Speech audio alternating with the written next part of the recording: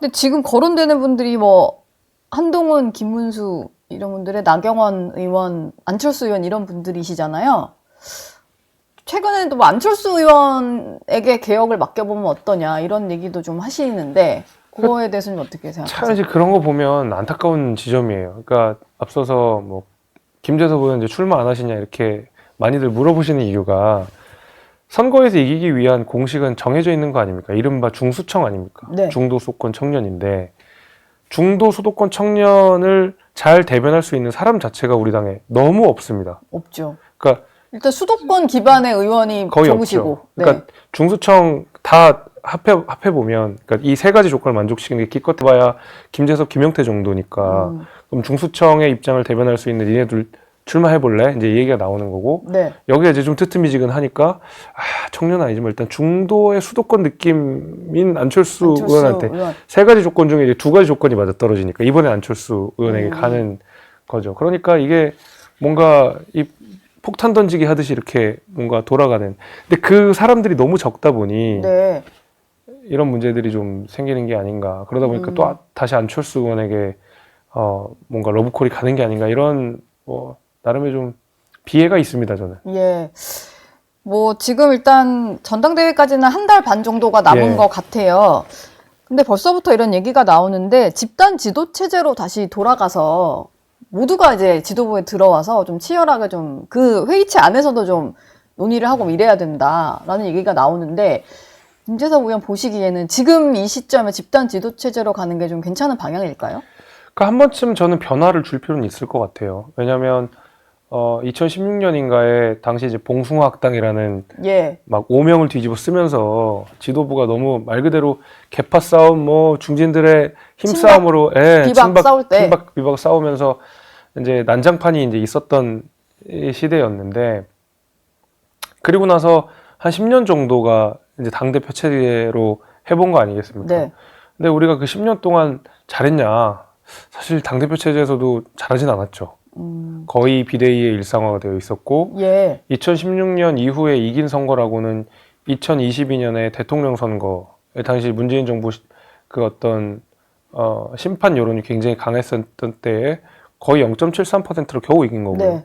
거기에 이제 이후에 지방선거도 이겼지만 중요한 총선에서 줄줄이 다 졌죠.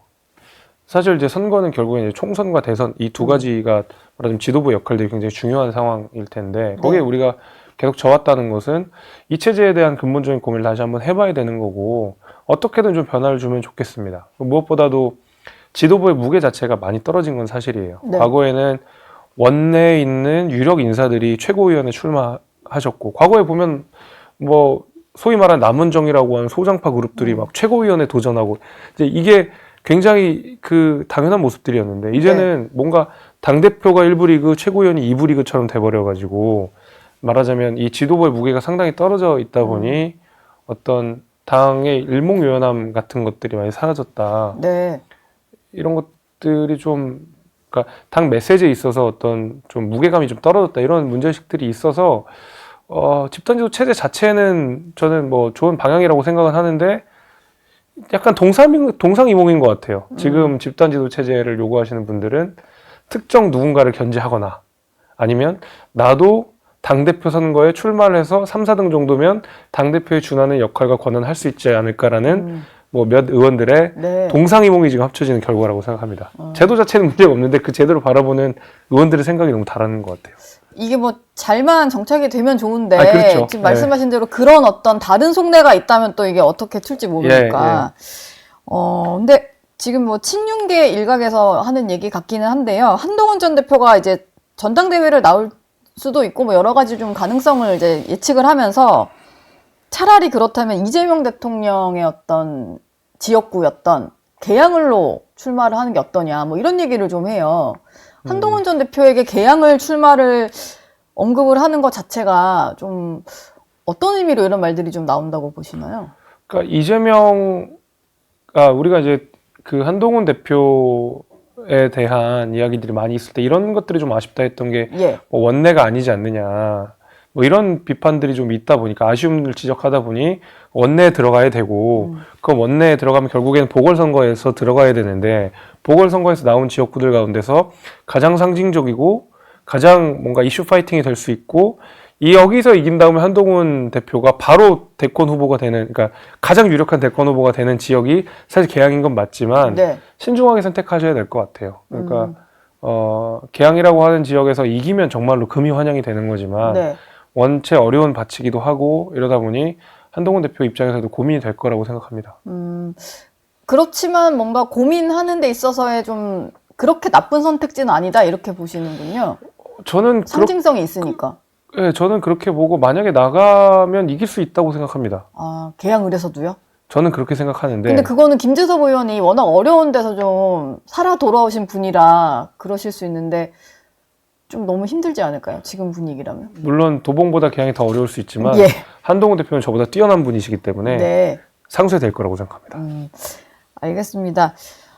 검찰 개혁 얘기를 좀 여쭤볼까 하는데 검찰 개혁의 투톱으로 이제 정성호 의원이 법무부 장관 후보자로 네. 지명이 됐고 또 봉욱 민정수석 검찰 출신이 일단 가게 되었는데 정성호 의원 이제 언론 인터뷰하는 걸 좀 들어보면 야당과도 좀 협의를 하겠다라고 하고 예.